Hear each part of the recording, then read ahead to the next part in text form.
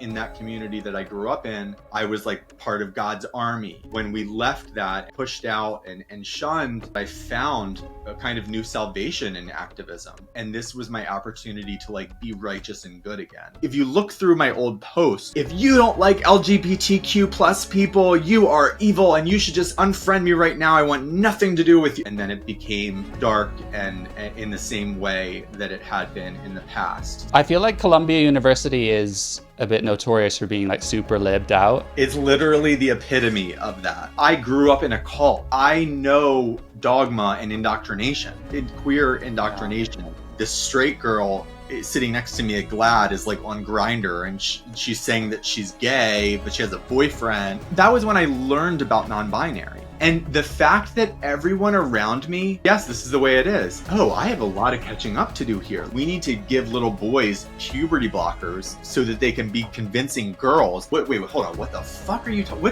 What? It was making me really sick. And when I say sick, I mean like physically and also mentally. My entire life, I was tormented for being gender nonconforming. So what did I do as a young boy who was terrified? I defeminized myself. Now I'm in this place where it's like, you're cis. I'm bad because I'm not queer enough. Getting past that, getting to a place where it's like, I know who I am, I know myself. I don't have that dogma that isn't pervasive to me and it doesn't have power over me anymore and hold. It becomes more kind of entertaining or just a curiosity rather than something that's threatening or so scary. Ben Appel, welcome to my podcast. Thanks for being here. Thanks for having me. So you are a writer and the author of a new book, Cis White Gay, The Making of a Gender Heretic. You can see it there in the background. Now, thank you so much for sending me a copy before it came out. I still have ordered one, my hardback, despite that. Thank you. Which I think is taking a while because I think it's shipping from the US to London. Yeah. So yeah, I'm looking forward to having my fresh copy as well. How has it been since the book came out? So it's been great. It's what came out on Tuesday, so it's just been a few days since it's been out. It's really exciting. It feels like I was waiting for a really long time for it to come out because it was a long process and a really difficult process. But yeah, it's been good. The response has been really great. People are buying it. I love that. I hope more people do. I hope that I can get it sold in the UK. I know that some people have been able to get it over there, but it hasn't been sold over there. And so I know, I really want it to be people to get it on e-reader and not have any issues ordering it. But yeah, it's been fantastic. Mm. Yeah, well, I think so. And, so much of my audience are gay men. So I'm hoping they'll see this and order themselves a copy, especially if you're a cis white gay, because we have to stick together, right? 100%. 100%. But, that's the thing about it too. I was going to say, it feels like a relief because being in this kind of, world and the gender world, you might feel similarly that there's like, when you're encountering this stuff, you feel such an urgency to respond to it or to get out your thoughts about what's going on, because you feel like people around you maybe aren't aware, or you feel like perhaps you could help explain certain aspects of it or to, spread more understanding, that kind of thing. So that's the biggest relief about the book, is that it's just out there. Like I really put so much into it. I mean, it's not everything I could say about this issue and other issues related to it, but it's a lot. So I am kind of like, okay, I've spoken, I have, my book is out there and there's just, I feel less of a like, oh, I need people to understand. I want them to read it and I want it to get into people's hands. And that's obviously the next step. But the fact that it's done is a relief. Yeah, well, congratulations. And I think it was a pleasant surprise for me picking it up because I had no idea whether this was nonfiction, whether it was first person, like a memoir, if it was your story. I had no idea. So then I started reading it and I realized, oh, this is your story. And yeah, I mean, it's really funny. I found myself laughing at so many moments, but at the same time, thinking how bleak those and depressing some of those moments were, even some sinister. All right, so maybe we could start from the beginning of your book and you growing up in what was a Christian cult. And I'm curious how that experience and your gay experience with that then later informs all these other discoveries you made. Yeah, I think in a couple of ways, or in a number of ways. One way is that the parallels between the purity policing and the groupthink that went down in that cult or that community, the Lamb of God, the covenant community, the way that everybody was under so much pressure to behave and to think and to speak in a certain way, and that the stakes were just so high for erring, and for sinning. The consequences were so deep and big and scary, and how much shame and shaming was used to like coerce people into behaving a certain way. So that was, when I found myself, coming up and eventually ending up in, LGBTQ activism or whatever, and at Columbia and in these really progressive spaces and in social justice activism, kind of seeing the parallels there, and me having this kind of same crazy mental reaction to it, where I became very anxious and OCD, and all of that kind of stuff. So seeing those parallels is one thing.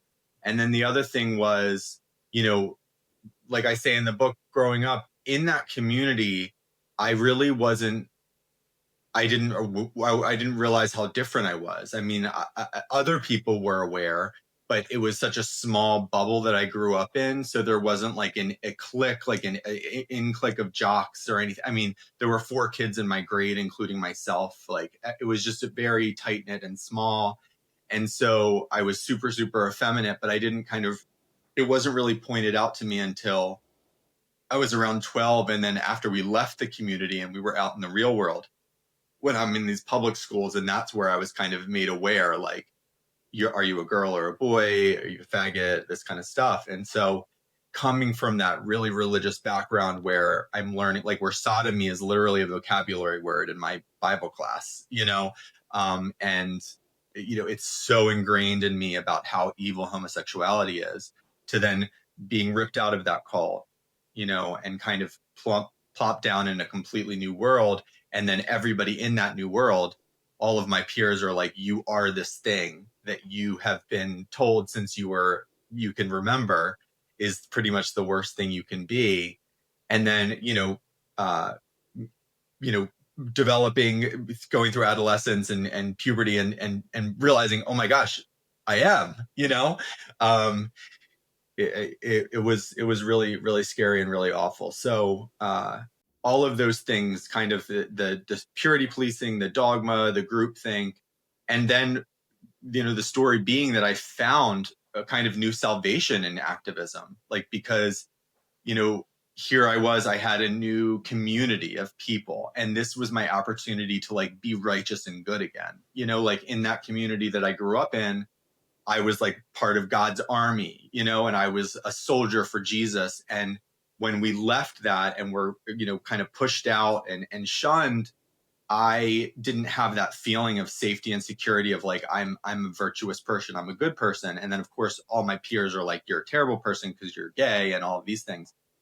And so when I found activism, that was where I rekindled that feeling of righteousness and really kind of brought a religiosity to it. And so at first it was like, oh, wow, this is great. And then it became dark and in the same way that it had been in the past. So the book is like ultimately about just kind of rejecting dogma and coming to, have the courage to think and speak for oneself, Yeah. Subscribe to my Substack, Jack Jewell Uncut. Read my articles and get exclusive access to bonus footage seen nowhere else, including this episode. What was the kind of scale of this cult, and when did you realize that you were in one? There were a lot of people that believed that the church was being degraded by feminism and humanism and all of these things. Oh, God, those people are so bad. They're denigrating our community that they left. In the meantime, my mom was becoming more desperate to leave the community. You do really honestly detail your drug addiction. It's not coincidental that I started drinking to blackout when I was 12, right after we left the community. Some people, it's like compulsive hand washing or light flicking. For me, it was compulsive prayer. People who end up smoking copious amounts of pot all day, every day, that they can develop psychosis. I had a psychotic break and I was hospitalized. Link is on screen and in the description. By the time you come to Columbia, you're a bit older as a student, but then you also have a hell of a lot of life experience because, like we just mentioned, that was only up till 20 years old. You talked a bit about, obviously, you had got into activism, and that was filling a sort of void. And then the university life, there was a lot more to put in that void. So I feel like Columbia University is a bit notorious for being like super libbed out. Am I right with that? I mean, what is Columbia like, and what is it known for? It's literally the epitome of that. Like, it's the epitome of like uber progress. It's like ground zero for that. I mean, essentially. I mean, literally. Did you know that before you went?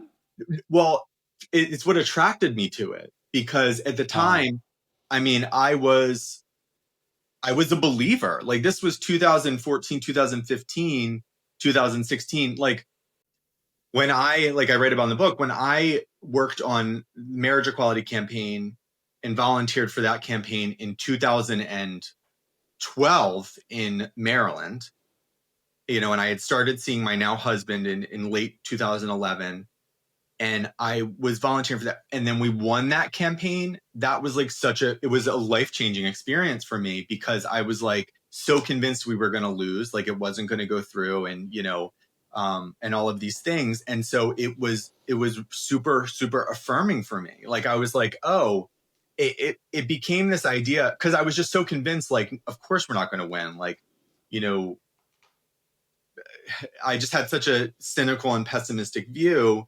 And I was very still connected to this kind of, God doesn't award gay people. Like, God lets the godly people win, in the back of my head. Like, that's kind of ingrained. It was so deeply ingrained in me. So when we won that campaign, and I learned that the majority of Maryland voters, and this didn't happen just in Maryland, it happened in 2 other states as well. The majority of voters believed that I should be able to marry the man that I had so recently fallen in love with for the first time.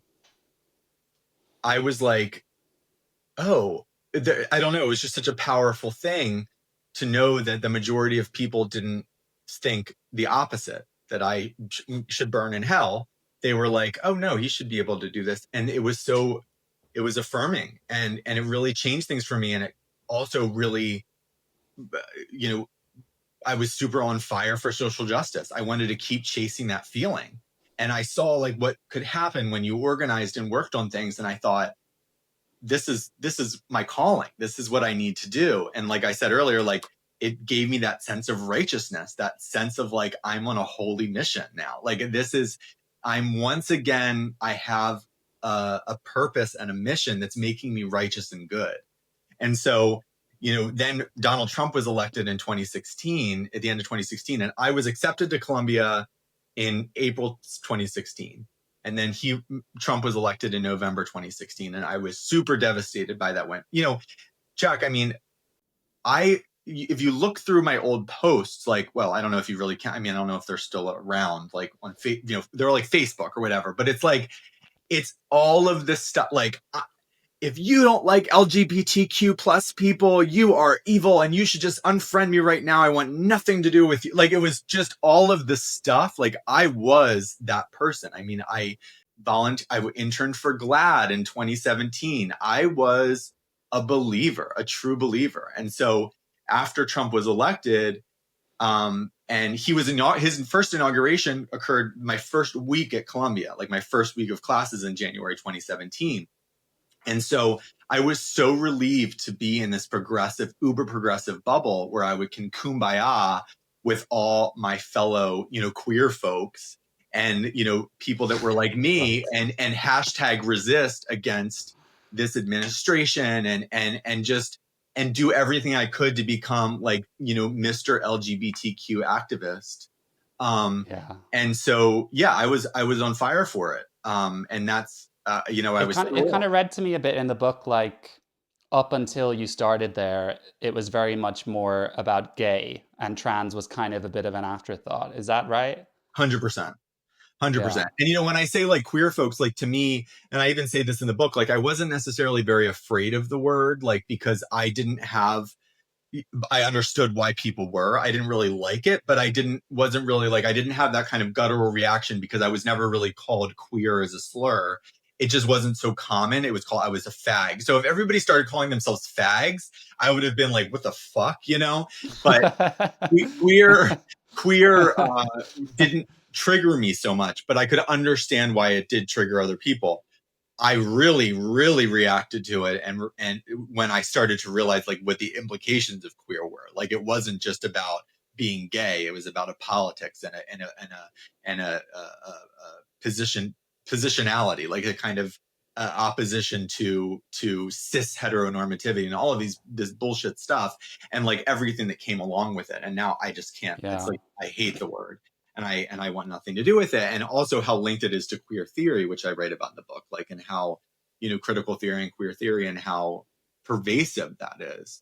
And so, but really don't get ahead of things, because I have a few of those questions. Okay, good. So at the beginning it was just about like the kind of trans was kind of secondary, and I really didn't know a lot about it.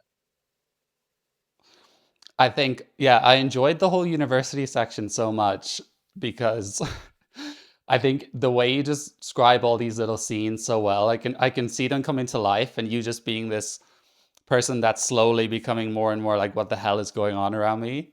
There's sort of like little vignettes in different places and lectures and study halls or whatever. So I thought, it was very enjoyable, very funny, and some really interesting characters. And there's a few themes you touched on it, but I found it extraordinary thinking about. I know this isn't that long ago, right?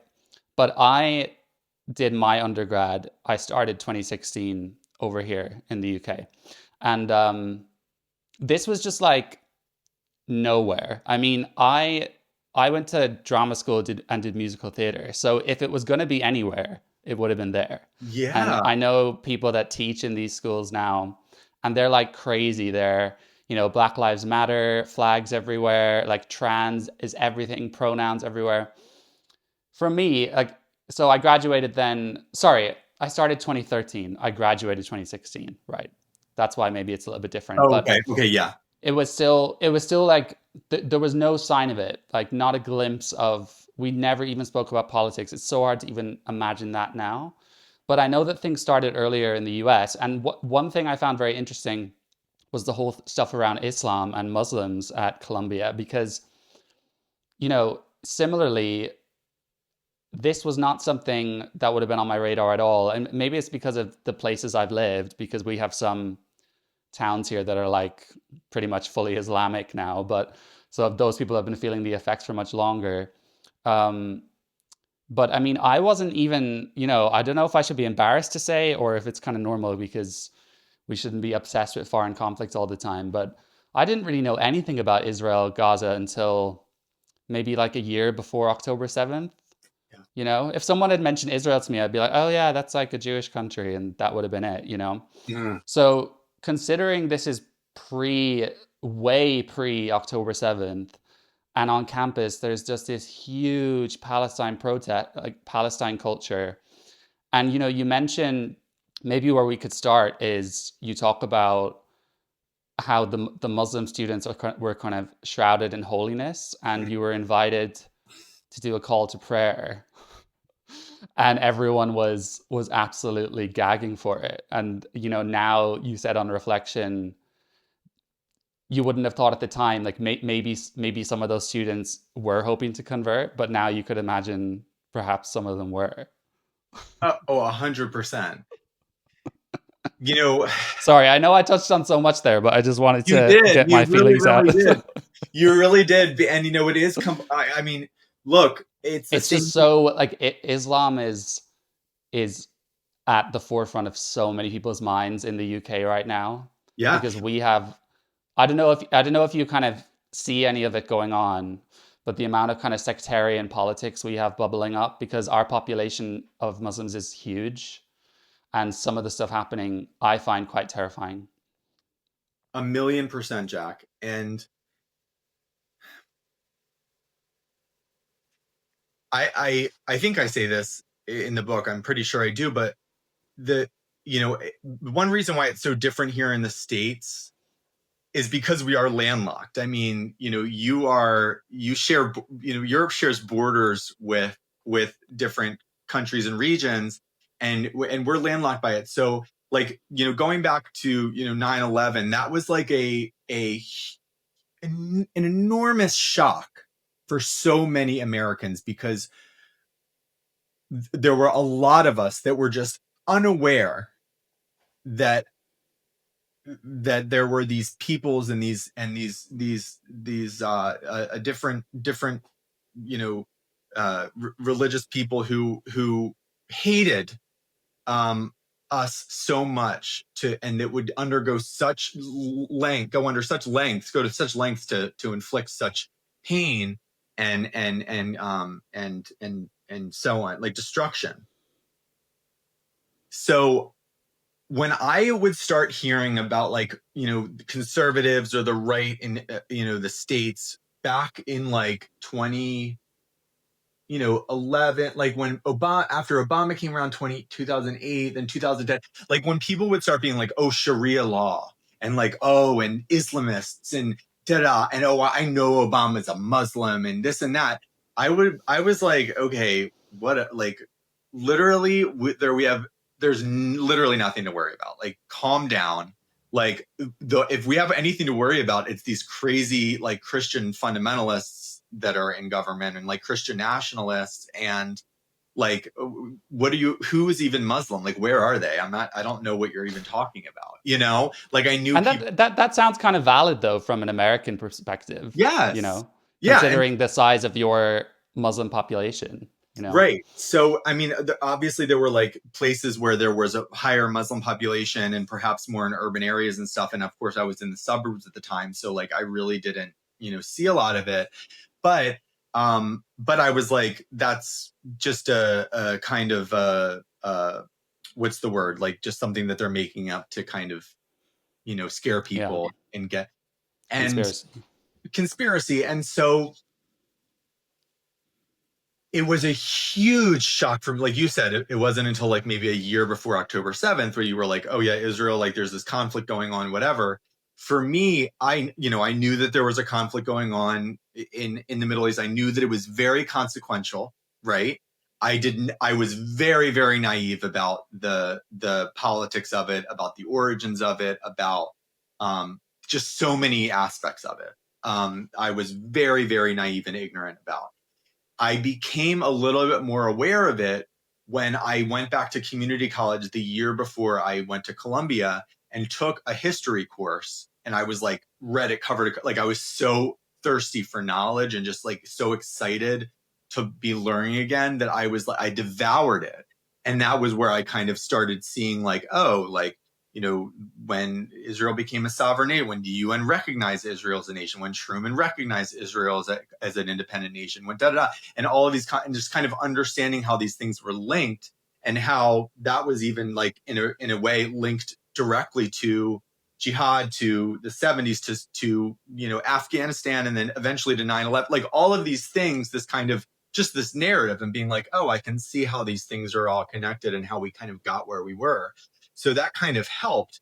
But when I went to Columbia, yes, I mean, BDS, the divestment, boycott and divest movement there is integral. It is so central to that community. It is so powerful and so strong. It's literally, Jack, just the same thing as what the how Columbia was the center, or one of the centers of the protests against the Vietnam War, and against imperialism and the militarism at the time in the late 60s and 70s. It's a continuation of that. That was where Columbia really got its kind of radical bona fides, where it started, really completely being a core part of the campus. And then I guess what surprises me a little bit about it is like they've gone through periods of different wars, but the fervor behind it is just so rapid that even during years of kind of no really active war, they're just hell for leather with it. Like the motivation behind it is crazy. it is. And so that there's a lot of reasons behind it. I mean, it is, there a big part of it too was, and I write about this, a lot of professors who were coming from Arab nations, Iran and so forth, coming into U.S. universities, and getting these high professor positions and tenure positions at these universities. Edward Said, it was central figure at Columbia, and Edward Said is kind of like a founder, or kind of of post-colonial theory. I mean, he kind of developed that whole field, and so it became part of the campus. It became part of the curriculum, and so central to that. And so suddenly this conflict that, I mean, again, it's very consequential to the West and to other countries, and not just the ones that are surrounding it, because of different people's involvement and investment and whatever, and relationship with Israel or with Palestine and so on. It was like this faraway conflict, but it was like so super present on campus. And so that was one of the biggest culture shocks for me from the very beginning. Was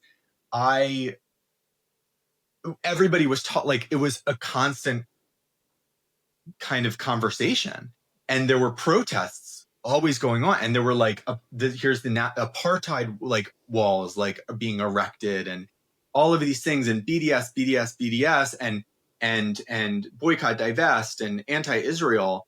And for me, I just always kind of like understood Israel to be like, I don't know, like Jews were liberal, like they were part of like the liberal base in the States, like, Israel, support for Israel was always kind of like a core part of like the Democratic platform. So like, why, at least to me, I thought, so like, why was it being framed as this like, kind of progressive? But I realized like, oh, I was so unaware of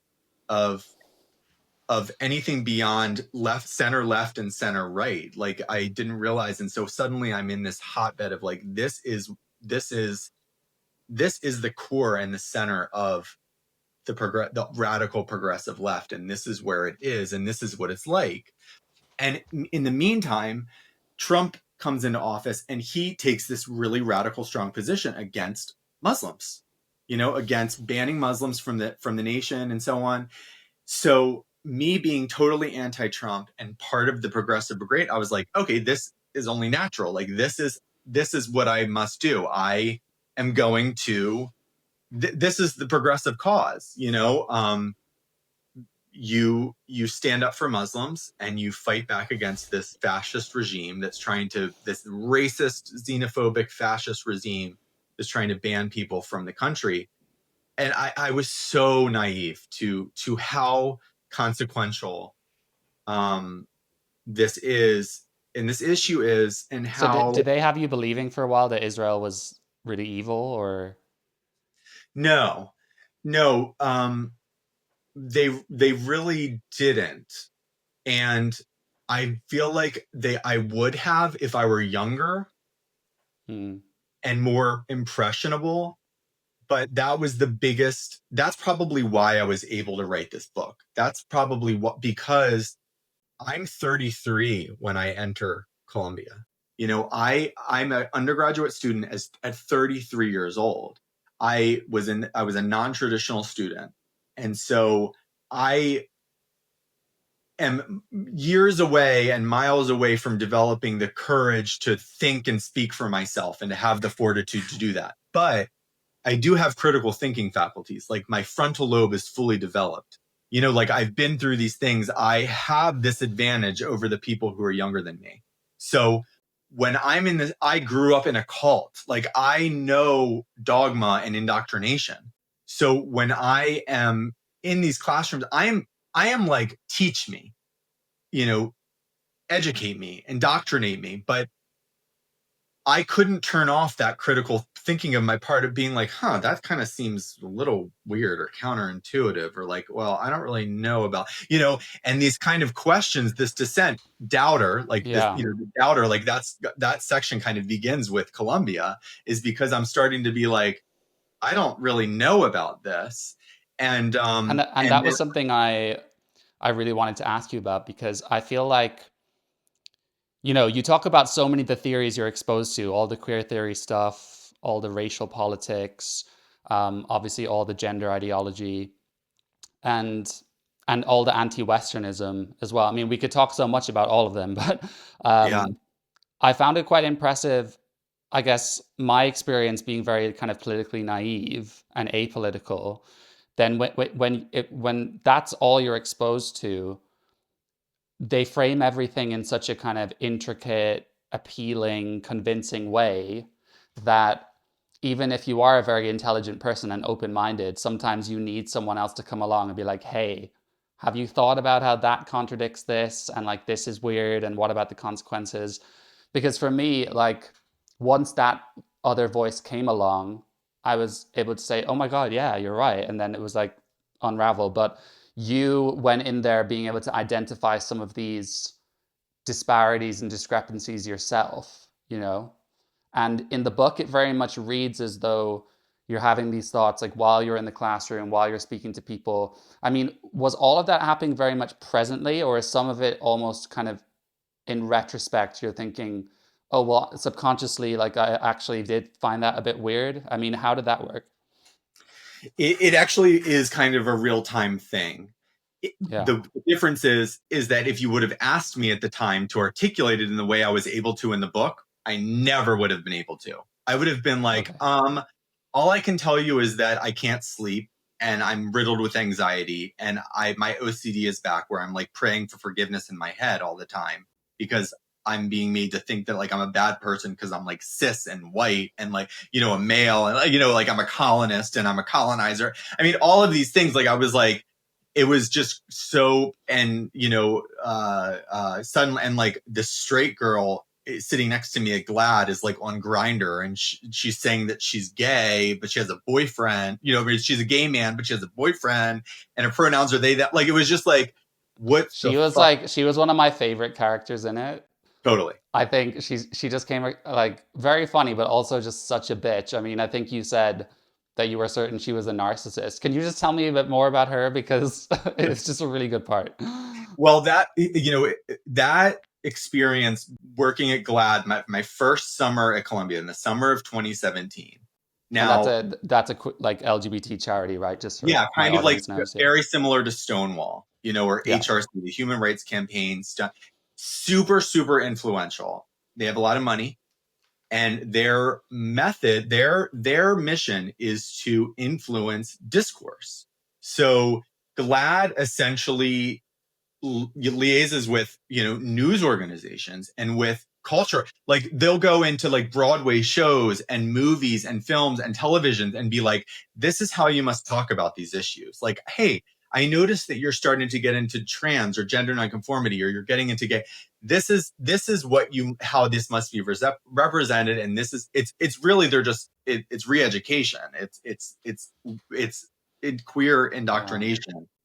And it initially started as to push back against the way that AIDS was being covered in the news. Like in the late 80s and in the 90s, when it was like, this is a gay disease, and it wasn't getting really good, proper, accurate, completely, coverage. It was a way to kind of combat and kind of go again, fight against that. and it really worked. And then it kind of started spotlighting the power of like visibility. So it was like, it became very linked with like, that's why the GLAAD galas every year, it's like pretty much all movie stars and like television stars, and because they were like, oh, this is Will and Grace and Ellen, and like visibility accelerates acceptance. Like that is like their kind of motto, that like how much visibility can accelerate acceptance. So we'll depict gay people and trans people and then queer people in this specific way, as if we're this monolith and this is who we are and this is what we believe and this we all agree and think the same way. Trans women are women, trans men are, all this stuff. This is the dogma, and this is what we believe and what we think. We are the LGBTQIA. We are the 2S LGBTQIA. Like, it just kind of expands. Like, we are this. But when I went to GLAAD, that was why I went back to school. That was what I was so like, oh my God, when I got that opportunity, I was like, yes, like, I was working on something called the Trump Accountability Project. It was this fledgling initiative that GLAAD had developed to push back against everything coming out of the new administration, the new White House, regarding LGBT issues. And I was like, this is exactly what I was hoping to do. Like, I didn't want just to be like writing angry diatribes on Facebook or online. Like, I wanted to be effective. I wanted to fight back. And so here I am at this place, and it was thrilling. But what happened is, one was the peers that I was working with, and seeing like, that was the biggest wake up call for me, because that individual, like we talk about in the book, who I call Morgan in the book. I think I call Morgan. I was wondering if you gave them different names. I did. Oh, for sure. I call Morgan in the book. Like, it was just suddenly, again, this young woman who has like a short bleach, like Miley Cyrus haircut, like when Miley Cyrus chopped her hair off. And like, perhaps she didn't shave her legs, but I can't really remember. But otherwise, I mean, she was a girl, and she was a young woman, and she was, obsessed with gender as a topic, obsessed with. And so she's like, that was when I learned about non-binary. Like, that was when I learned about, like, people were like, oh, that was when I learned that cis, like, oh, I'm cis. Like, I cisgender, like, this is where all of this lingo, it started for me. I started realizing it was like a education. And so they're like, yeah, my pronouns are they, them, and this and that. And I was like, this is insane. But because there was such a pressure, and I saw how consequential it was if you erred, like if you got pronouns wrong or whatever, I was like, ignored all of the thoughts in my brain, because I was just like so obsessed with behaving and properly and like not getting pronouns wrong. And eventually, like I read on the book, I did get the pronouns wrong. And she was like, that's such a cis gay male thing to say, But yeah, I mean, I found so many of the things you said she did just so homophobic, the way that she 100 talked million down on percent. men. Well, that was the thing. So I meet this girl, and I'm like, okay, she's a kind of strange character. Her pronouns are they, them. She says she's trans, but she says you don't need to take hormones to be trans. In fact, you don't need to do anything to be trans. And then she says she has a boyfriend, and I've met him. He's a man. But then she's on Grindr, and then she says that she's a bottom. And then so I was like, what the fuck, the flying fuck is going on? Like, I was just like, what world is this? What happened? What am I missing? And the fact that everyone around me was like, yes, this is the way it is. I was like, oh, I have a lot of catching up to do here. Like, it was in the Twilight Zone. It was through the looking glass. It was like, sex is no longer real. It was no longer consequential. It makes sense, though, why you'd feel that, because you feel passionately about gay issues, and this is one of the biggest gay charities in the whole country. So 100%. And I'm like, okay, so this is the next. Who am I to say, like, no, this isn't the way you should do things? I mean, these leaders, like I revered this organization. I was like, yes, tell me what you need me to do. So one, it was the encountering the other individuals there, like this individual who was, be scrolling through Grindr and be like, oh, cis gays are so problematic. They're so racist. Oh my God, da da da da. And I would be like, what? Like, what? Or whatever. And then being tasked with my job was when I was there was to kind of do like oppo research. And when I started seeing that like GLAAD's response and approach to like, fighting for equality was pretty much boycotting and silencing people and demonizing people and trying to, deplatform people. I was like, this doesn't seem like the right way to really change minds and do this. Like perhaps this individual who you believe misspoke about this, maybe we could have a conversation with them rather, that was what it was. It was very much just about like, you shut it down. And you had to kind of like dig up dirt on them and stuff. Oh yeah. Yeah. Yeah. I mean, And did you ever challenge that consensus at GLAAD? Like too out loud? No. Yeah. No, not at all. I remember when I was asked to do oppo research against Roseanne, when Roseanne started speaking out and being called a TERF. And that was when I first learned about TERF and all of this stuff. I remember a guy, he brought me into a room and he was like, this, like, it was like a secret, anyway. I just had to develop this, like pour through all of Roseanne's tweets and all of her social media stuff, and anywhere where I could find things that were anti-trans, transphobic, or problematic. And so I had to compile this document. And I remember going to him at the end and being like, this is what I was able to come up with, because there wasn't, like, I was like, oh, so I was expecting to find like, oh my God, like trans people are fucking filthy evil, like da da da da. It was like, if you just let men into women's restrooms, women are going to be raped or da da da da, like, and I was like, well, yeah, she actually has a point there. Or like prisons or whatever it was. I was like, okay, well, that seems actually okay. So I was like, what am I missing? You couldn't even recognize them as transphobic. Like, yeah, like I was just like, this just seems like a woman who's concerned about women's safety. But okay, so I did what I was told. Like, here's this whole document of like all these tweets that are peripherally related to this. And I don't know, like perhaps, but it was when her show, The Conners, was coming out again. And so it was like, we're going to boycott The Conners and we're going to get this show, make sure people don't watch this, and that it's a sin to watch this show. We need to make sure people know that you are a sinner. It sounds like such unhealthy work, to be, rather than feeling like you're putting on some positive event, well, I'm sure they might do that too. But if your job is just like, obsessing over this one person and trying to tear them down and just eliminate them instead of being positive about something, Well, that was the biggest, one of the biggest learning experiences for me out of the whole thing was how much activism and activist movements are built upon complete houses of cards, because activism is so much about stifling the narrative. It's about propaganda and PR. It's about stifling the narrative that goes against the mission that you are eventually trying to achieve. You are trying to have this come about. And so you kind of make up the truth. You develop the narrative that's going to reinforce and ensure that event comes to pass. So for example, even like with marriage equality being like born this way, love is love, da da da da da. Like, this is like, we need to fight for this because people need to understand there's absolutely no difference between gay people and straight people. There's no difference whatsoever. So what? It happens to be two men. It happens to be two women. There's literally, it's the same as no, it's not the same thing.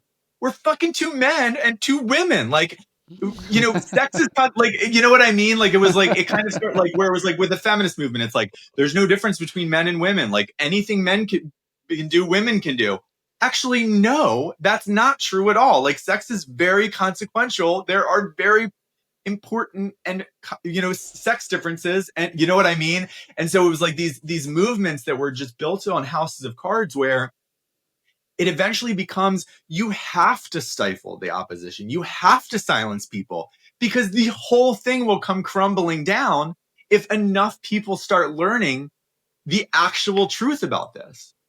And so with social media, and Tumblr and all of this stuff, all of this social justice, progressive speak and think and talk became spread like rapid fire. But guess what? And wildfire. But guess what also has too? People seeing the truth about things. And, obviously now that truth is being framed as like right wing and fascism and Nazism and all this stuff. And there's validity to that. I mean, there are actual Nazis out there, and there are actual people that are, whatever. But, there, meanwhile, there is social media and the way that people have access to different audiences, different voices, different unorthodox opinions. They're actually starting to see, and activism and these organizations are crumbling down. I mean, they've lost so much credibility and integrity. The ACLU, GLAAD, Stonewall, like all of these organizations where it's like, this has been nothing but propaganda. You've just been silencing people and taking people's money and scaring the shit out of people and being like, you need to give us millions of dollars, or else, they're going to round us up and put us in camps and annihilate us. And then suddenly, like, it's like, okay, now you need to give us money because we need to give little boys puberty blockers so that they can be convincing girls. Like, all of this stuff. And it's like, wait, hold on. What the fuck are you talking? What are we doing now? What is going on?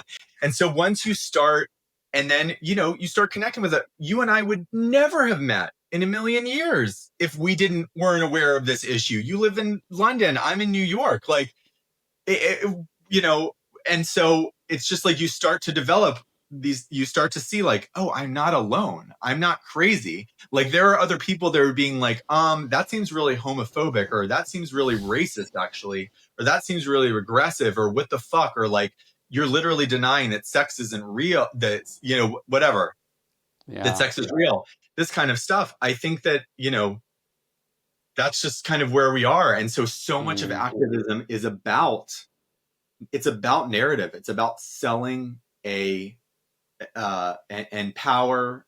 It's political. It's, it's disgusting. It's disgusting.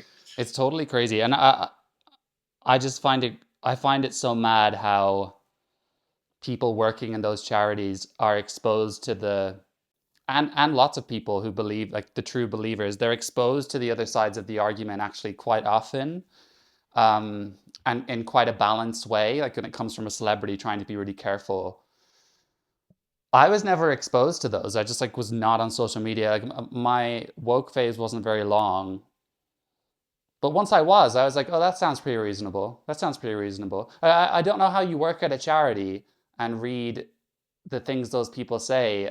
Like, how do you, I guess that's just the level of indoctrination, is like the power of being able to suppress the truth. But before we get lost in a tangent on that, because I know I can't take up all of your time.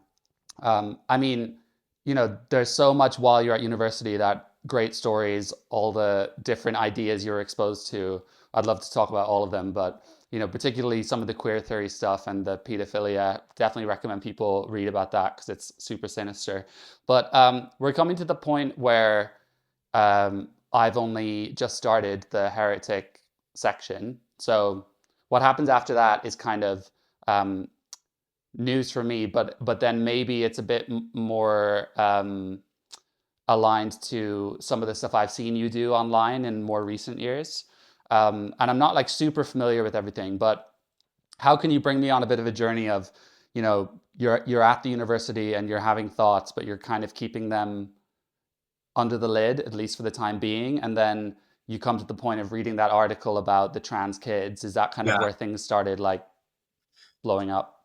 Yeah, and that was the challenging part about this book was so freaking hard to write, because it was like really kind of being like, when, I mean, Jack, and my editor did not mess around. He was like, he was like, I want you to, go so deep into this. And so I was pouring through notes from all of my classes. I was rereading books and readings. I was revisiting all of this stuff because I'm like I had to map, like, so when did this change for me? And kind of, it was really, really hard to do. And so, yeah, when I'm there, your question was like, so that began, you're starting to doubt. Oh yeah. Okay. So at the time, it was making me really sick. And when I say sick, I mean like physically and also mentally. Like when I talk in the book about being suicidal, I mean, I was fantasizing about killing myself very often. Like I went back into therapy, and with my therapist, I had to develop plans. Like at the subway, like I had to stay at the stop of the stairs rather than on the platform, lest because I was scared. Like I wanted to jump in front of the train. All of these things. I imagined myself like going up to the top of my building and jumping off. I mean, it's a bit devastating, really, like because the way you write about how when you got accepted into Columbia and your first day, and I mean, it's just with this total tone of like optimism, wonder, looking forward to the future. So it's a bit heartbreaking having to read about then the experience you had there because you just thought you were kind of like propelling yourself into this next, amazing opportunity, which I'm sure a lot of it was. But then at the same time, it was like mega cults, like, back in a cult again. Well, yeah, Sorry to sway you, but no, it's true. That's exactly right. And so in that depression, that self-hatred came from constantly being told that I'm essentially the worst thing. Like again, like in seventh grade, being like, you're a fag, and being like, oh, homosexual is the worst thing you could be, to now in this new being called cis in the same cadence that I was called fag, like cis. And that's why I called my book that. Like I was like cis white gay, like that is the slur, that is what. it's a And great name. so, yeah. And so I'm like, you're a white, you're a man, you're like, I literally would be like, I'm just going to cut off my dick and post it to the wall in a nail. And just like, that's what you need me to do. Like, what do I need to do to like, repent or like cleanse or purify myself of being a white male, cis colonizer, whatever. Because it is just constantly bombarded with this messaging all day, every day. And not only that, but then confronting all of these ideas, these theories, and so on, and being told that this is the right way to think. This is how you must think. This is the good moral way to be. And you're having this dissent, but having the experience that I did where like I had found this new community. This is my new righteous calling. And now suddenly I'm a doubter. It's terrifying. I think like we were talking about, like you said, like, it's so weird to think like people in these organizations, they can just go along with these things. But I think for a lot of people, there's so many reasons. It can be really complex, but Yeah. people found community. Like to dissent is terrifying. Yeah. To think that you're going to lose your community, and not just that, but you're going to be seen as bad. And when you frame these beliefs as moral, these are your religious beliefs. These are your convictions. To doubt them and to go against them, and then to see the consequences of what happens to people when others do, it doesn't become just like where you're like pretending. You are literally shutting off your brain. Like you're ignoring it. Like when I talk about in the book, like actually going down those dark alleys in my brain and realizing, like allowing myself to kind of really do that, it is actual thing, because I was suppressing my thoughts about this stuff. Because it was too scary to be in Columbia and to be in these spaces and to be like, I don't know if I agree with, like, that seems crazy to me. But if you start going there, it's like you go a little bit further and then it's like, wait a minute. Then the whole thing starts crumbling.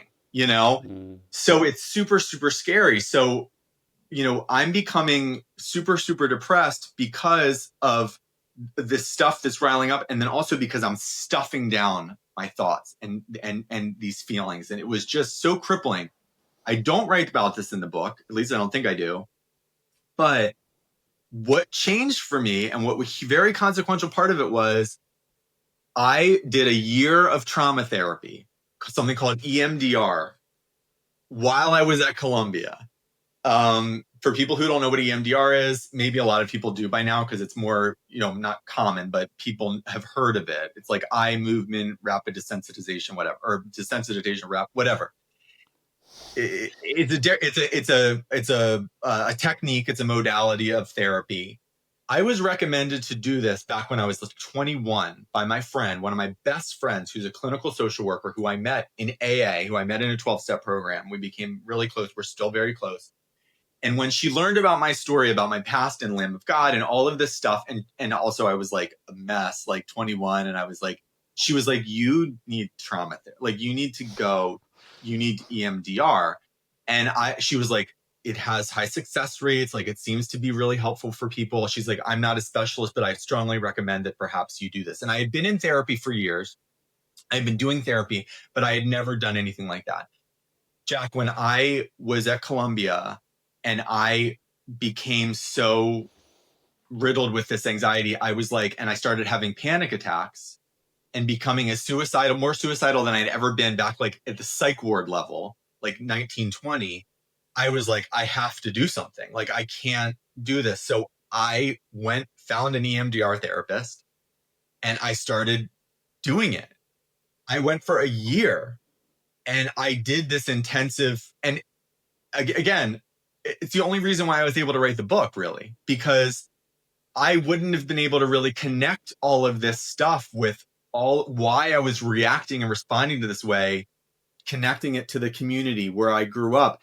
I was mistaken to think that there was a lot that I had let go of already, that I had already moved past. But symptoms of what that trauma was, and people are gonna be like, oh, trauma, like everybody has trauma these days, so like it's like annoying, I know, but I was like, you know I was like, it was so frustrating because here I am in like my late 30s and I'm still struggling with the same things, and I was like embarrassed. I was like, I have been talking about this for so goddamn long. Like, first of all, scrupulosity, like the OCD and the constant prayer and the rituals and all that. It's embarrassing. I never wanted to talk. It was humiliating. Like it's an embarrassing disorder to have, to be like, feel like you have to do this so many times and to say amen, amen, amen, and to be constantly praying. Like it's a weird disorder. Like it's like you don't want people to know that you have. So all of these, like to be like, oh, I have religious, all this religiosity or this shame about homosexuality. Like you don't want people to know that. You want to be like, oh, I'm here and I'm queer and I'm like, da, da. Like this vulnerability of this, like how present this stuff is. But I had no choice. I was a disaster and I knew I couldn't drink or use drugs. I had been sober. So there was nothing I could do to anesthetize. I was a mess.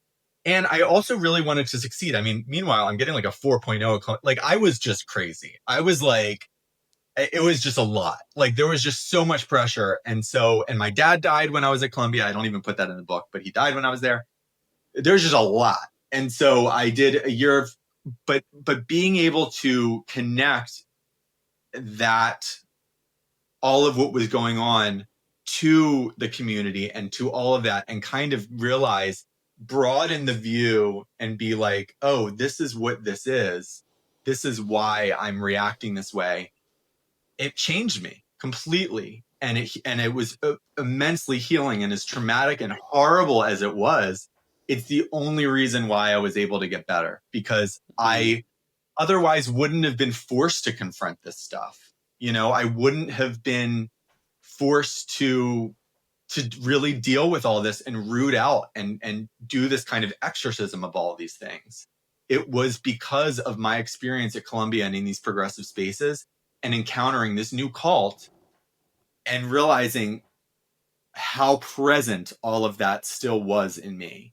And how I prided myself on being an independent thinker, and I was not even a little bit. I was like, you tell me what to think.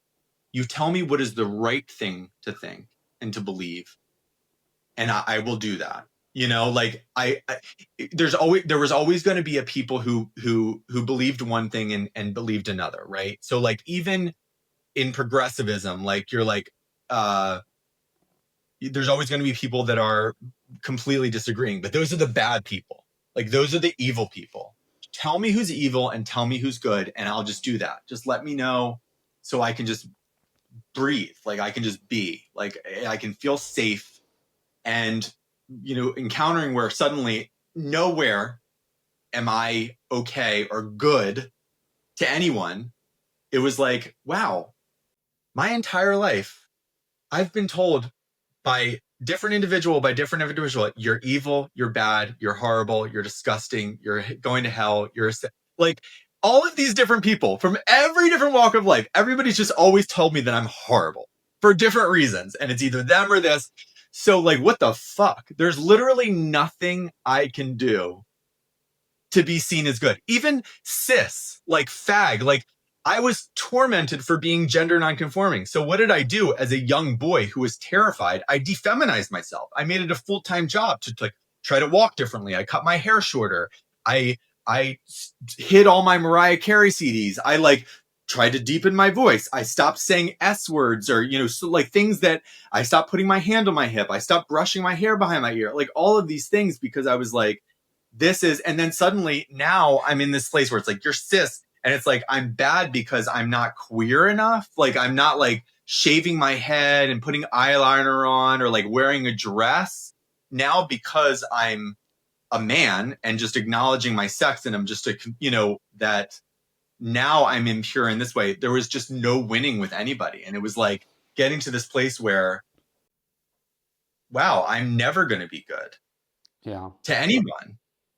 So where does that leave me? I can either kill myself, but then I'm like, well, I can't kill myself. I don't want to, I was scared. I didn't want to do that. I didn't want to hurt people in my life. I was, and I couldn't drink. I couldn't use drugs. And again, that's one of the benefits of being an addict in recovery, because I think if I wasn't, I could have anesthetized with that. And maybe I wouldn't have been forced to confront this stuff. But I didn't have a choice. Like, when you're sober, you're like, fuck, it's either walk through this fire or literally just, I don't know, die. Like you have to walk through things. You can't escape stuff. You can't avoid it. So it's like, okay, this is just the next freaking thing I got to deal with. And this is horrible. And so I guess while I'm a student at Columbia, I'm going to do a year of trauma therapy. Like, I guess that's what's going to happen, So every week I'm going to be holding these little tappers in my hand at this office on Madison Avenue, talking about like whatever the fuck, like it was crazy, and then meanwhile I have a paper to write when I get home on like, for Muslim masculinities class, so it's like, so it was just crazy. It was fucking crazy. What even is that? Yeah, it was a class called Muslim. Yeah. I relate so much to what you said about, when I grew up, I was always trying to find ways to be less feminine, whether that was, the first few times I heard my voice back on a recording, I was like absolutely horrified. So then I became obsessed with that, became obsessed with my mannerisms, interests. And then I had exactly the same experience meeting certain people who had become friends for a while, and suddenly to be kind of conventionally masculine as a gay, which I still think probably like you, it's like I can be very camp, but I wasn't necessarily gender bending all the time and wearing a skirt and like having a beard. I wasn't doing that, but it wasn't enough. It wasn't subversive enough, And then it's like, wait, okay, now, just like you articulated it very well. The stuff that I undid is now actually bad. It's not, it's crazy. And I think I've heard of that therapy a lot. I would definitely try it. I think, I'm not bad at the moment, but definitely. I've been doing this 2 years, and the amount of kind of blow ups in my life and people that have left my life and people that I'm afraid to talk to now and stuff like that, that's just like built up over time because, I'm public about this, right? So as you can imagine, I'm sure you faced your fair share of this. Uh, I can feel it like catching up on me, you know what I mean? So I definitely might try it. But, you know, so we're kind of at the point where everything's unraveled, but what comes after that, I'm guessing, is kind of all the great stuff you've done since then. Well, yeah, Or is the rest of the book? Can you give yeah. me and my audience like a bit of what can we expect next, and maybe leave a bit of suspense? So yeah, so a hugely consequential thing. Did you get to the MFA section yet, where like I'm in graduate school? No, I'm Okay, I'm at the part where you're reading the puberty blocker article. okay, got it. So you're not far from there. So there's a big consequential thing that happens where I am called out in a very big way for writing something that, I wrote a piece for my Substack, which put it behind a paywall. I had like 9 subscribers that were like old friends and family. And I only wrote this because a friend from back home, and I write this in the book, was like, you need to talk about this stuff. You need to write about this. Because I confided to her one night about kind of like the stuff we're talking about this, what I had been dealing with and encountering, and the suicidality and the demonization and all of this stuff. And she was like, you need to write about this. And I'm like, there's no way in hell. And she's like, and I'm like, well, then I was like, well, maybe I can just write about it, put it behind my paywall. So the kind people that are subscribing, I'm giving them something to read. But what ended up happening was, in this new MFA program, this graduate program that I started after I graduated from Columbia, someone saw it and purchased it, and then took screenshots of it and sent it around the program. And then workshops were canceled, and DEI was called, and there was an investigation launched. And so all of these worst fears of like being evil, evil, evil, and like you And what horrible. was the article mainly about? Gender, or was it about? It was called The New Homophobia in Higher Education.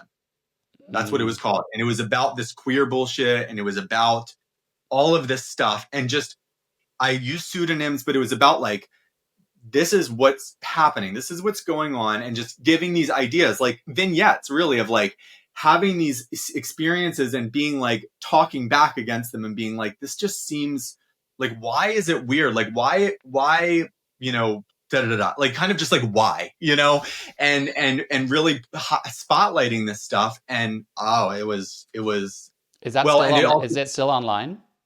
well, no, but I quote a lot of it in the book. So you'll read Okay. essentially most of it in the book, because it's basically, I just kind of restate what I say there. And yeah, they were offended, the people in my cohort. And I got wind that one of them, who was biracial, queer, they, them. She, I think she was saying that because she was one of the people using a pseudonym that I was mentioning, because she was awful. She was saying that like I was calling her out because she's a person of color, like it Of became like a course. thing about race. And so, so here I am, I'm a gay man. I'm the only man in the program. And I write about something called the new homophobia. And I'm writing about all of this stuff that feels very like homophobia and hatred. And DEI is investigating. Nobody calls me. They're investigating me.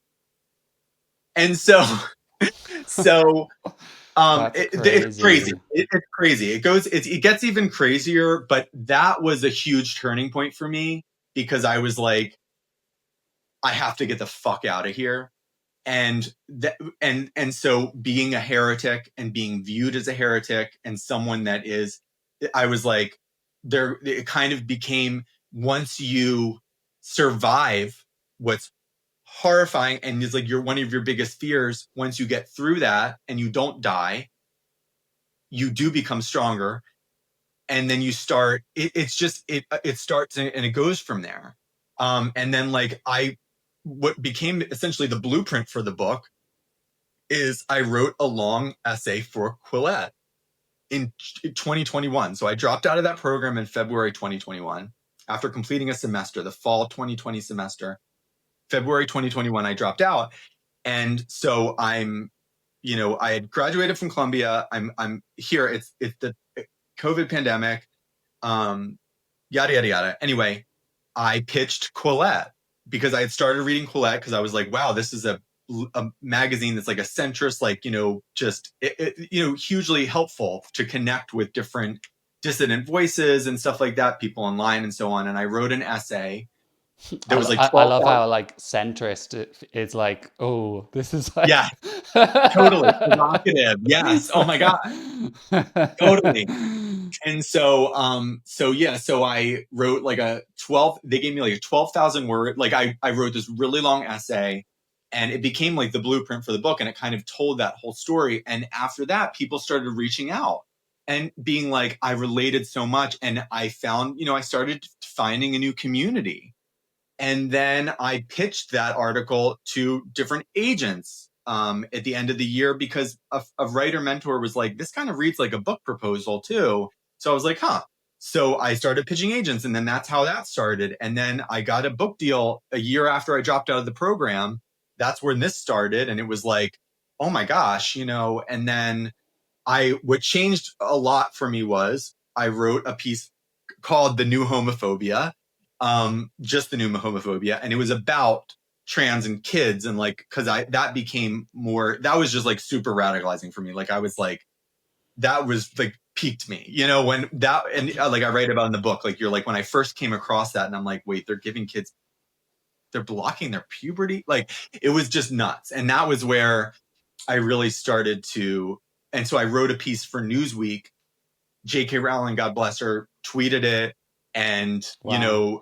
Became viral. And so but the night before that was published, it was in April 2022. And I remember the night before I was like, it's going to be different after this because like Quillette and the essay about all of this stuff is one thing, but like in Newsweek writing this op-ed about like how puberty blockers are fucked and like this is crazy and da da da da da, like there's going to be no going back. Like I'm going to be coming out essentially. And so that it was just those little steps and then realizing on the other side of it, like there are so many people that are desperate for and just like so hungry for people to be like, thank you. Like I know this too. So I know that I'm not like special. Like I'm like, obviously not everyone could write the book because it's my own story and I have my own unique, with my history and stuff. But a lot of people can write, there's a lot of ideas that we're not alone, like we're not alone. We're alone in a lot of ways is the fact that we speak up and we talk about this stuff and it can be for different reasons. Like I just didn't have a choice. Maybe you felt the same way. Like you get to this point where like you don't have a choice. I don't know what it is. Like you're just like, I don't. It is. I've said this on a few interviews. Like, it is the second coming out for gay men Oh, and gay 100%. women. Yeah. You know what I mean? Yeah. Absolutely. That's how it feels. It feels like, it gets to a point where it's like, no, even if everyone I love leaves my life, I can't I can't stop not telling the truth. You know what I mean? Exactly. It's like you're an infidel. You're an infidel. One, you're a non-believer. You're, but two, that's exactly right. Like I remember saying like when it started becoming even worse and worse, like 2023 and like 20, and now we're in this crazy weird place where the pendulum, it's just nuts. But um, I was like, I don't care. Like, I will be talking until the guillotine drops on my fucking head. Like, I will be saying, you are never going to shut me up. You'll have to kill me. Like, I will literally. That became the most important thing to me. Like, it eventually became like there was just it's such liberation. Hmm. The truest liberation is thinking and speaking for yourself, and just being able to disagree and Yeah. saying like, actually, I don't think that, you know, and just, it's like, it's the biggest freedom. It's the best freedom. There's nothing like it in the world to me. I didn't know what I was missing. Mhm. I had no idea. I think it's quite rare in general for people to find disagreement comfortable. You know what I mean? Even if you're not like cultishly minded or you're not in some sort of a cultish world, it is confronting if you're in a group of people and there's a consensus and someone says, well, no, actually, I'm not sure about that.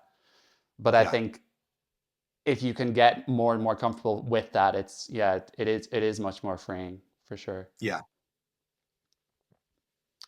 So, anything else to include about the book, or should we? Free. I know. I think that's good. I mean, I hope people read it. I really do, because I feel like it's a good book and it's readable and it's entertaining, but it just explains a lot. People have said to me like, wow, this is such a readable, like accessible way to talk about queer theory and stuff. Like, I It is. wanted it It to be totally something. is. Thank you. Because I wanted it to be, I was like, that was another very hard part about it. Like, to make this, like, put this in layman's terms, like, to explain, because it's confusing, this stuff. It's like critical theory, queer theory, what, like, and just to like get down to the root of it, of like how this, explaining it and how consequential it is and like what this means and how It's relevant. very powerful because a lot of people just trundle along thinking that, they hear about white privilege and they just think that that's just reality, you know? That like if you call a black person loud, that is somehow actually really problematic. I mean, I can really see how people get sucked into this because when I looked back, I was like, wait, I'm Irish. I grew up in Ireland. It was only white people. So how am I a white supremacist? Like Right. I didn't have anyone to suppress. Like I wasn't, we didn't have slaves. Like they weren't even there. But then there's people saying that like we grew up in a white supremacist society. But it's like, I think when you explain, and I think you touch on all the different critical theories and the oppression, anti-Westernism, Islamism, like you manage to cover them all quite well and in an accessible way. And I'm familiar with all this stuff already, but um, you mentioned lots of different scholars, and again, I've kind of heard of lots of these people, but it put some of them into more context because I've not had the energy to actually go and read one of Judith Butler's books or Foucault or Chauncey or I can't remember who else you said, but yeah, I think it's really useful to kind of say, oh yeah, so that's the person that said that, and this is the person that said that. Especially when it comes to the pedophilia claims. I mean, did students debate those kind of theories, or were they just things you read? This is like No.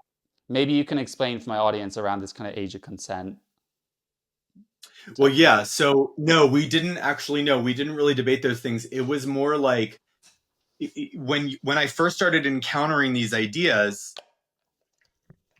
you become curious and you're like, oh, that's interesting. So wait, if he believes that, then like it just becomes this kind of unraveling, like where you're like, you just go deeper and deeper down the rabbit hole.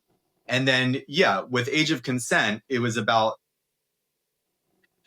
I mean, I write about in the book the kind of parallels between framing kids' right to have puberty blockers and undergo quote unquote sex changes, as a kind of like liberation, as a kind of like autonomy, like child autonomy, like childhood is just a construct and children should have autonomy. It's like relating that, the kind of parallels between this huge push amongst post-structuralists and postmodernists in like the 70s and the 80s for like to lower the age of consent, saying that we are denying young people's rights to sexual liberation and freedom by outlawing their ability to have sex with adult people, and for adult people to have sex with them.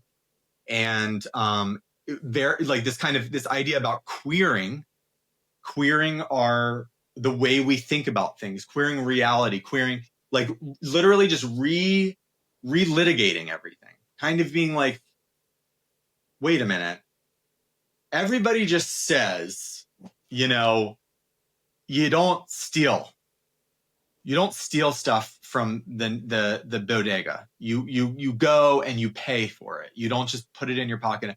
But wait, why is that? Why are we paying for stuff? Like, let's queer this. Yeah. Let's rethink this. Where does this come from? Oh, it's a capitalistic process. And this is it all comes back to just the capitalist white man. And you know what I mean? And like, this is like the way that when you queer reality, it's all about a rebellion against the status quo and about really just inverting the power.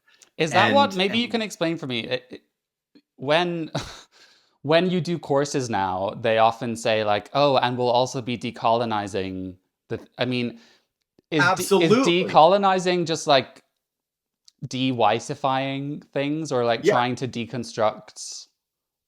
What is it? I just still don't get it. So decolonization, you would think like, okay, well, colonization is like, colonists go in and they colonize a nation or a land. Like, so let's say they take over and they like, whatever, pioneers go like, in North America, like blah, blah, blah, blah, blah, blah. So they colonize it and they say, this is ours now. It's going to be our way of life. This is how we live. This is the government. This is laws. This is, how you live. And now this is our land, and this is, we are in power. And we're going to, trade here and build markets here, whatever the fuck. And so you think, oh, it's like kind of like a physical process. Like when people are like decolonize the curriculum or decolonizing thought, like what the fuck does that even mean? But it is about rethinking around the Enlightenment, rethinking the scientific method, rethinking the history of Western thought, and being like, oh, the only reason why we think that there are two sexes is because white people decided in the 1800s that da da da. I mean, literally, they can convince themselves of these narratives and make it sound very, very convincing because of like the language they use and the jargon and how impenetrable this discourse is. And then you do close readings of it and you're like, there's not a there, or that everything contradicts itself. It is all about, it's not about developing new knowledge. It's about challenging and undermining existing knowledge to undermine those in power. Does a lot of it claim to kind of, if you study music, for example, and a lot of the famous composers are white men, but then decolonization will like find all these obscure like black musicians in the past that apparently actually were responsible for It's exactly what it is, Jack. It's at Columbia, and why I think it's such a big part of Columbia, but it's everywhere in universities, but especially at Columbia and in the Ivy League, is because obviously these universities are so powerful and so effective at developing whatever. They're just very, very influential. People graduate from there and go on to be world leaders, right? And they go on to be so powerful, whether it's in business and corporations or whatever, government, etc. But at Columbia, a huge part of the curriculum is what's called their core curriculum, which is about that Western canon. So there's masterpieces of Western music, masterpieces of Western literature, contemporary Western civilization. It's all about literally like this reverence for, it began as this reverence for Western classical liberal education. And then as this influx of radical leftist, postmodernists, and then Islamists, Iranian. I mean, the Iranian Revolution was this marriage of, hardcore Islamist fundamentalists and leftists, communists, that they had the same enemy. It was the West, America, imperialism, capitalism. That's what we have So here. and that's exactly what's going on now. It's history's rhyming. It doesn't repeat, but it rhymes. And so it's like this red-green alliance, this Islamist communist alliance. Now, what did the Islamists end up doing? They ended up killing all the communists after they got power and became a regime. So like they were totally screwed. And now it's, Iran is what it is. But, it's not this socialist communist utopia, but anyway. People here still claim it is. I mean, they, on some of the Palestine protests, they have posters of the Ayatollah, and this is like white people. It's here too. I mean, if you go to protests when they started closing down, and outlawing puberty blockers, let's say at different like New York hospitals or wherever, at protests there would be a huge flagpole, and it would be the trans flag, the Palestine flag, and the flag of Lebanon, like for Hezbollah. Wave back and forth between, whatever. But it's all part of the same project. It's all part of the same. We burn it all down. When they say death to America, when they say death to the West, that's not euphemism. It is literally death to America. It is because what they see America as it is this imperialist, militaristic, capitalist oppressor, and the third world, the global South, whoever, like we need to just flip it they're all entirely. Just innocent, yeah. And they're completely innocent.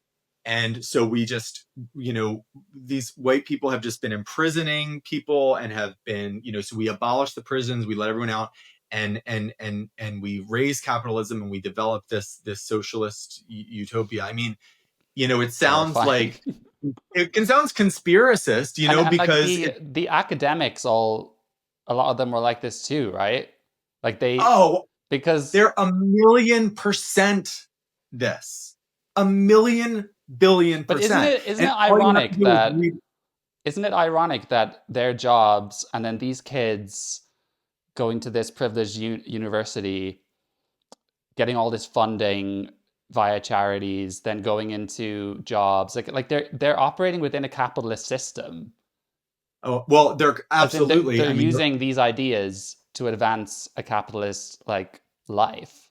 You know what I mean? Well, 100%. And that's why there's the amount of hypocrisy in it, and the retardism, and the complete idiocy of just being so unaware of how the only reason they're able to even have a platform to try to spread these ideas or whatever, like how they're just morons, just absolute fucking morons, because they're just dogmatists.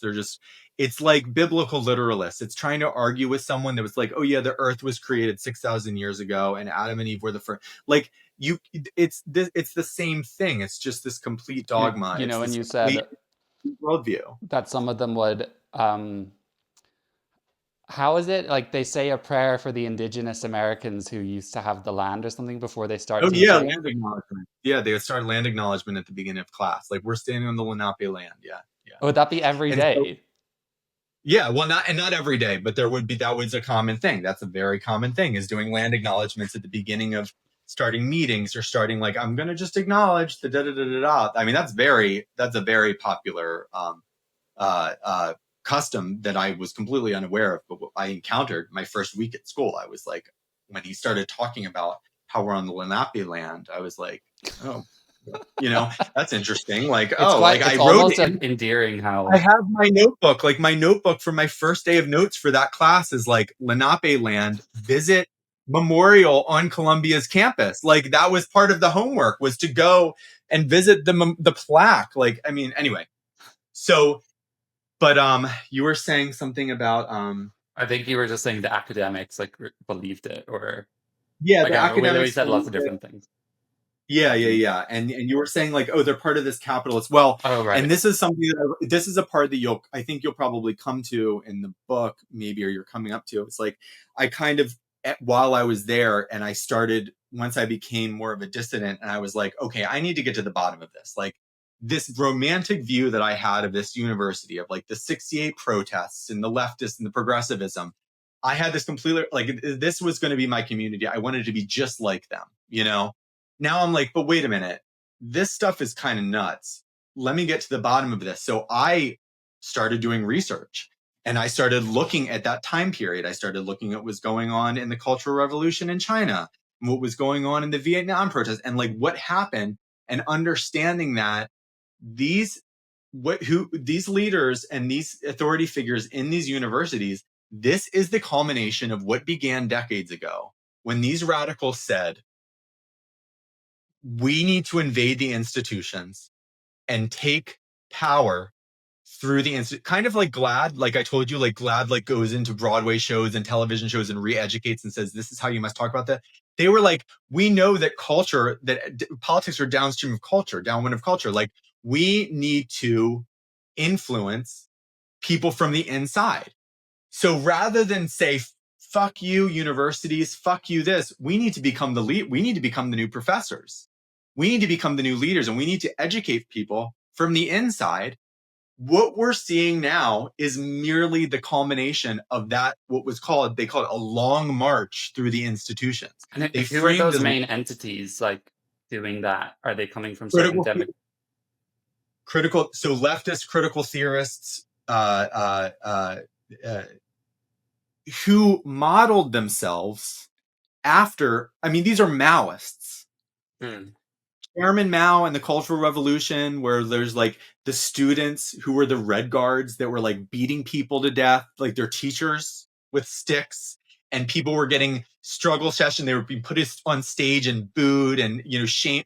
I mean, this is who Maoism, communism, like this is who they were revering, and where they were saying, people are quoting Mao at protests on Columbia's campus now, you know? So that long march through the institutions, when they started talking about, we need to stop militarism and fighting and whatever, we need to invade the institutions and start this long march through the institutions to become powerful. That long march was modeled after Mao's long march. Like, part of his legend was he led this communist regime, the front against like this long trek through miles of mountain, and all of these people died, but it was part of like his mythology of like Mao's long march. And so their idea of this long march through Western institutions is modeled after that. So it's just, there's a marriage between, you know, anti-Western, I mean, it's just this leftist, you know, Maoist, Marxist, you know, anti-capitalist. It's all part of the same project. And certainly everyone within those don't agree. But when you have a common enemy, it makes for strange bedfellows. So so Queers for Palestine, it's not confusing. Some people will be like, what the fuck? Like, why? It's not confusing even a little bit, because queer theory, post-colonial theory, like, it's the same project. And it's about overturning capitalism, crippling the West, undermining authority, inverting power, subversion, and burning it all down and resurrecting in its place. The idea is like a socialist utopia, but there really isn't a clear blueprint. It's mainly about burning things down. It's mainly about raising. It's very like vengeful, the whole thing. Very, very vengeful. And so suddenly when you're like, it's kind of surreal to see like people, students, like their heads wrapped in keffiyehs and like completely shrouded in like black masks, like invading it's like, I can't, this is so surreal, but literally this is happening, and this is as bad as it looks, and this is really going on. And yes, this is bad. This is very, very, very, very bad. People are like, oh my gosh, I wouldn't want to send my kids to university. I'm like, oh, hell to the no. Yeah, I mean, when I was growing up, so even when I was a teenager, so like, you know, 15 years ago, watching TV, like obviously TV isn't reality, but like I grew up, watching Disney Channel, Nickelodeon, like, American movies. And it's like, oh my God, college, it's like sorority and, fraternity and like house parties and beer pong and like Legally Blonde, Elle Woods. Like none of it seems like this. Like this is terrifying. Yeah, exactly. And I mean, there are universities that are like that, I'm sure, like if you go, but it's everywhere really, especially in the humanities and in like the social sciences. This is Because I super, will super say actually here, because it definitely is here too, but I did a master's in 2019, 2020, but it okay. was in business, it was in a business degree, and I Totally different. I didn't get a whiff of any of this. Not a whiff of it. No. Business is very well, I mean, it's business. It's like it, you don't really have like Marxists aren't really overtaking business schools necessarily. You know what I mean? Well, Like because yeah, if you're you doing have, classes in economics and like, yeah, supply and you're demand talking about theory and stuff, it's gonna kind of blow their arguments out. yes, exactly. Exactly. So, yeah, so business is kind of protected from it. Also, I mean, different place, like, the sciences, STEM, is kind of pr- protected from it in a way. Columbia, one thing that people ask me, they'll be like, well, is it everyone or is it just people that go into humanities? Like, yes, the people in humanities and the social sciences are going to be encountering it and that much more, especially the young people, vulnerable to this kind of indoctrination. But the thing about Columbia, I think that makes it really different, and special and similar to just a few other schools where how like at different schools where someone has a major, they like sometimes they won't even have to take like a social sciences course like pretty much ever while they're there. They can just focus on their, like if they're STEM or if they're this, like that's what they do.